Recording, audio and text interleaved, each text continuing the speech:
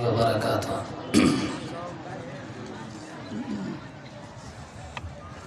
إن الحمد لله نحمده ونستعينه ونستغفره ونعوذ بالله من شرور أنفسنا ومن سيئات أعمالنا. من يهده الله فلا مضل له ومن يضلل فلا هادي له. وأشهد أن لا إله إلا الله وحده لا شريك له. وأشهد أن محمدًا عبده ورسوله. يا أيها الذين آمنوا اتقوا الله حق تقاته ولا تموتن إلا وأنتم مسلمون. يا أيها الناس اتقوا ربكم الذي خلقكم من نفس واحدة وخلق منها زوجها وبث منهما رجالا كثيرا ونساء. واتقوا الله الذي تساءلون به والأرحام إن الله كان عليكم رقيبا. يا أيها الذين آمنوا اتقوا الله وقولوا قولا سديدا يصلح لكم أعمالكم ويغفر لكم ذنوبكم ومن يطع الله ورسوله فقد فاز فوزا عظيما. أما بعد فإن خير الحديث كتاب الله وخير الهدي هدي محمد صلى الله عليه وسلم وشر الأمور محدثاتها وكل محدثة بدعة وكل بدعة ضلالة وكل ضلالة في النار. قال الله تبارك وتعالى في كلامه المجيد: أعوذ بالله من الشيطان الرجيم.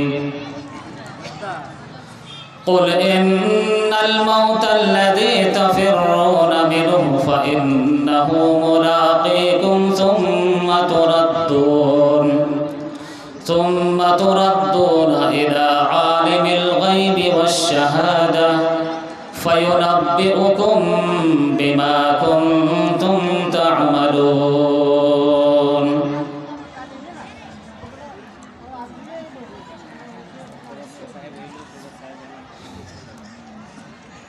قابل قدر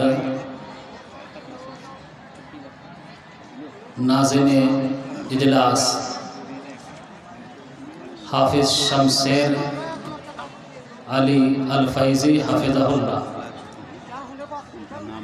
اور اسٹیج پر تشریف فرما معزز علماء کرام، دینی ملی بھائیوں، پردہ نشین اسلامی خواتین، خطبہ مسنونہ کے بعد جو آیت کریمہ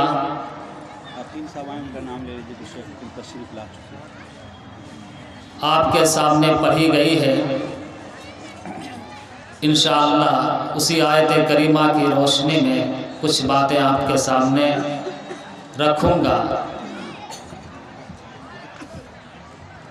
قبل اس کے کہ میں اپنے موضوع کی طرف بڑھوں، ایک خوشخبری میں آپ کو سناؤں کہ ہمارا جو یہ اجلاس دو روزہ عظیم الشان اجلاس عام ہو رہا ہے، اس کے آپ نے اشتہار میں دیکھا ہوگا کہ اس کے سرپرست ہیں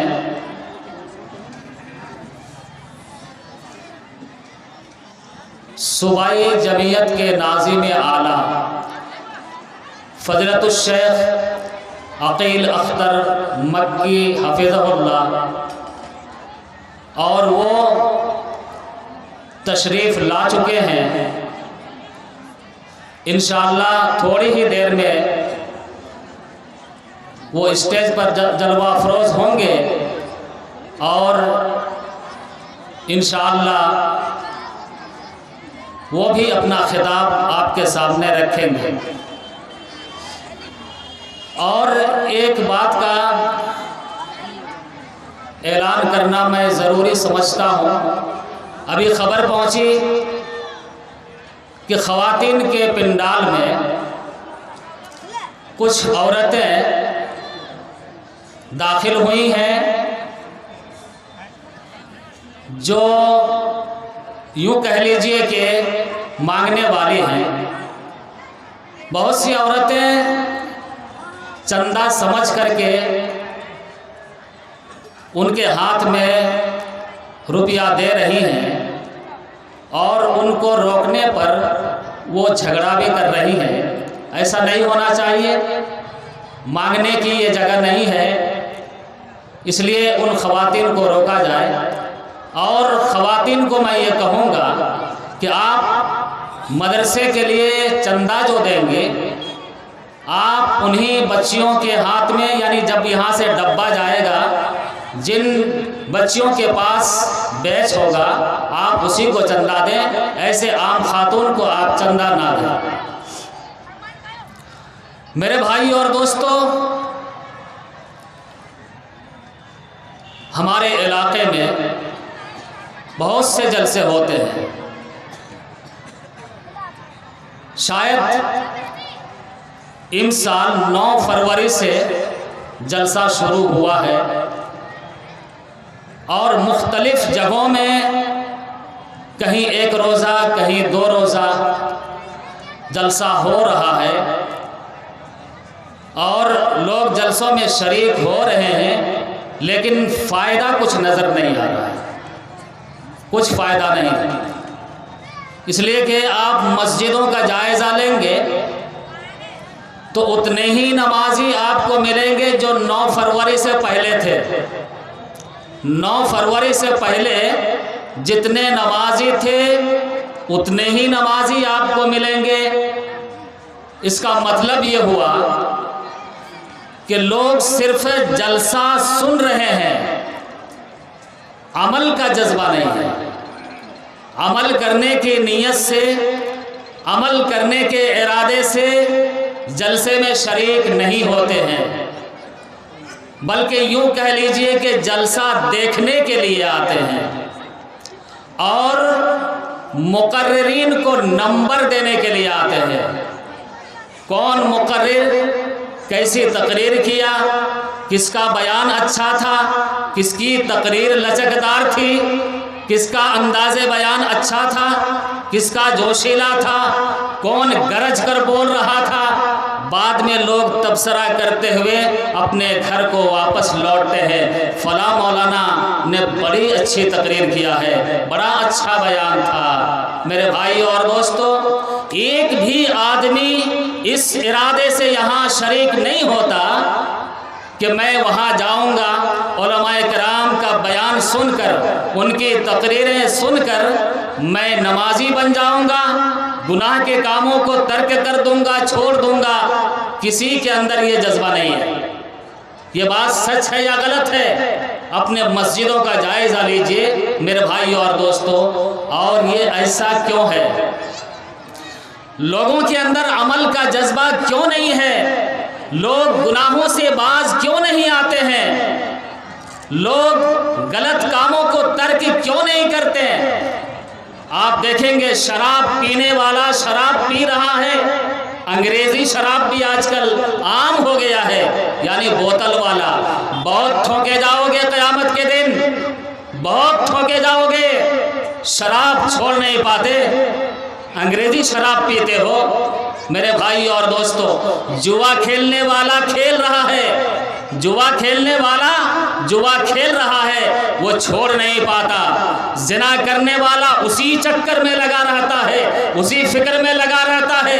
اور ابھی آپ علماء کرام سے تقریریں سن رہے تھے، کیا تقریریں سن رہے تھے کہ نکاح آسان ہے لیکن ہم نے اس کو مشکل بنا دیا ہے، ہم نے اس کو مشکل بنا دیا ہے۔ میرے بھائیو اور دوستو، نکاح کے تعلق سے آج کل کا یہ جاہل نوجوان جب لڑکی تلاش کرنے کے لیے جائے گا تو کیا کہے گا کہ لڑکی ایسی ہونی چاہیے، اس کی کمر پتلی ہونی چاہیے، اس کا رخسار یعنی اس کا رنگ گورا ہونا چاہیے، چہرہ ایسا ہونا چاہیے، ناک کھڑی ہونی چاہیے، آنکھیں کالی ہونی چاہیے، یعنی ایک ہیروئن کی شکل میں وہ اپنے دلہن کو دیکھنا چاہتا ہے۔ لیکن وہی جاہل نوجوان جب زنا کرنے کا ارادہ کرتا ہے، کالی ہے چل جائے گا، چلے گا، اس کی ناک تھوڑی چپٹی ہے چلے گا، کوئی حرج نہیں ہے،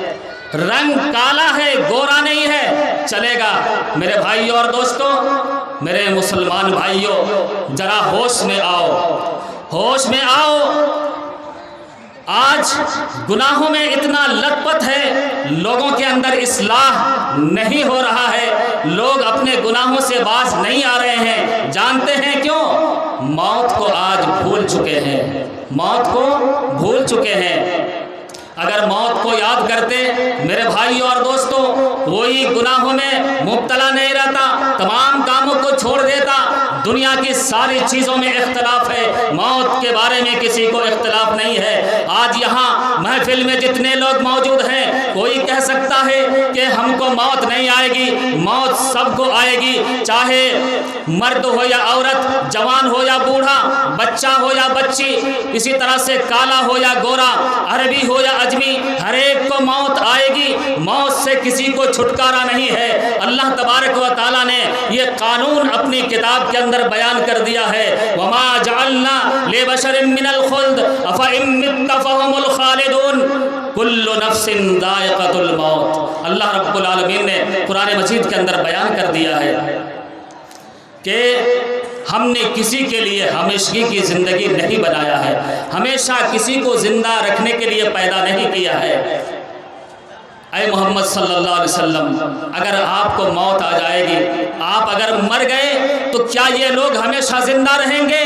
نہیں، کل نفس ذائقۃ الموت۔ اللہ تبارک و تعالیٰ نے فرمایا کہ ہر نفس کو موت کا مزہ چکھنا ہے، سب کو مرنا ہے، یہاں جتنے بھی لوگ ہیں سب کو مرنا ہے۔ سبحان اللہ، یہ جسم اور یہ گورا بدن، یہ ہٹا کٹا تندرست، میرے بھائی اور دوستوں، ہر کسی کو مرنا ہے، کسی کو موت سے چھٹکارا نہیں ہے۔ ایک عربی شاعر نے کیا ہی بہترین شعر کہا ہے، الموت قدح کل نفس شارب والقبر باب کل نفس داخل۔ یعنی موت ایک پیالہ ہے، موت ایک پیالہ ہے، ہر نفس کو اسے پینا ہے، یعنی موت کا جام سب کو پینا ہے، اور قبر ایک دروازہ ہے جس میں سب کو داخل ہونا ہے۔ آج اگر آخرت کی فکر ہوتی میرے بھائیوں اور دوستوں، مرنے کے بعد کی زندگی کی فکر ہوتی تو آدمی گناہ کا کام نہیں کرتا۔ آج اگر آپ کو کہیں سفر میں بھیجا جائے اور یہ بتایا جائے کہ آپ جہاں جا رہے ہیں وہاں کھانے پینے کا انتظام نہیں ہے، وہاں کوئی ہوٹل نہیں ہے اور وہاں کافی ٹھنڈا ہے، لہذا آپ جب سفر میں جائیں گے تو ساری چیزوں کا انتظام کر کے جائیں گے، آپ اوڑھنے بچھانے کا سامان لے کر جائیں گے، ہوٹل نہیں ہے، کھانے پینے کا سامان لے کر جائیں گے۔ لیکن یہ بھی تو آپ کو معلوم ہے کہ ہمیں مرنا ہے، آخرت کا سفر ہمیں کرنا ہے، اور وہاں یہ روپیہ پیسہ، دھن دولت، مال و دولت اور یہ رشتہ داری اور یہ مالداری کچھ بھی کام آنے والی نہیں ہے، بلکہ وہاں کام آئیں گے تو نیک اعمال۔ پھر بھی اتنی غفلت کیوں ہے؟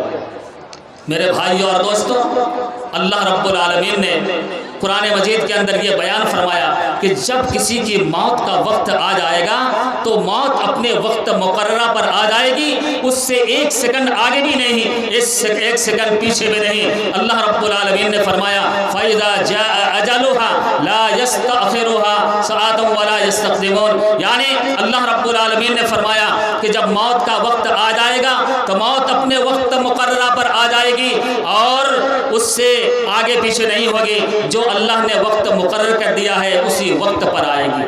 موت سے کوئی نہیں بچ سکتا۔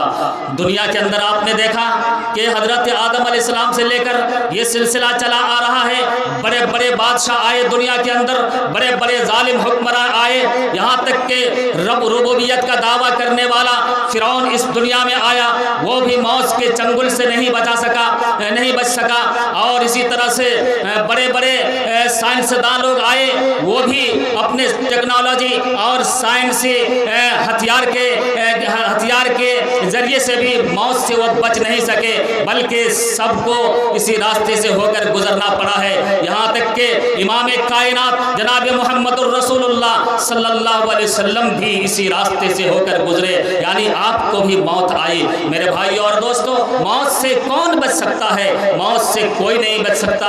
حضرت موسیٰ علیہ السلام کا واقعہ آپ نے سنا ہوگا۔ موت کا فرشتہ حضرت موسیٰ علیہ السلام کے پاس آئے اور روح قبض کرنے کا ارادہ کیا، کہا کہ میں روح قبض کرنے کے لیے آیا ہوں۔ حضرت موسیٰ علیہ السلام نے اس فرشتے کو ایک تھپڑ رسید کیا، ایک چانٹا لگایا، ان کی ایک آنکھ پھوڑ دی۔ وہ فرشتہ اللہ رب العالمین کے پاس گیا، فرشتے نے کہا کہ اے پروردگار عالم، کس بندے کے پاس مجھے بھیجا ہے؟ ایسے بندے کے پاس جو موت سے نفرت کرتا ہے، موت نہیں چاہتا ہے۔ اللہ رب العالمین نے اس فرشتے کی آنکھ درست کر دی اور کہا کہ جاؤ حضرت موسیٰ علیہ السلام کے پاس اور جا کر کہو کہ وہ بیل کے پیٹھ پر ہاتھ رکھے اور اس ہاتھ کے نیچے جتنے بال دب جائیں، جتنے بال آ جائیں، ہر بال کے بدلے میں 1 سال کی عمر ان کو دی جائے گی، یعنی جتنے بال اس کے نیچے آئیں گے اتنے سال وہ اور زندہ رہیں گے۔ فرشتے نے آ کر حضرت موسیٰ علیہ السلام سے کہا تو حضرت موسیٰ علیہ السلام نے کہا کہ پھر اس کے بعد کیا ہوگا؟ کہا کہ اس کے بعد موت ہوگی۔ موت سے کسی کو چھٹکارا نہیں ہے، موت سے کوئی نہیں بھاگ سکتا، موت سے راہ فرار اختیار نہیں کر سکتا ہے کوئی۔ اللہ رب العالمین نے قرآن مجید کے اندر فرمایا قُلْ إِنَّ الْمَوْتَ الَّذِي تَفِرُّونَ مِنْهُ فَإِنَّهُ مُلَاقِيكُمْ ثُمَّ تُرَدُّونَ إِلَىٰ عَالِمِ الْغَيْبِ وَالشَّهَادَةِ فَيُنَبِّئُكُم بِمَا كُنتُمْ تَعْمَلُونَ۔ موت سے بھاگتے ہو، موت سے بھاگ نہیں سکتے۔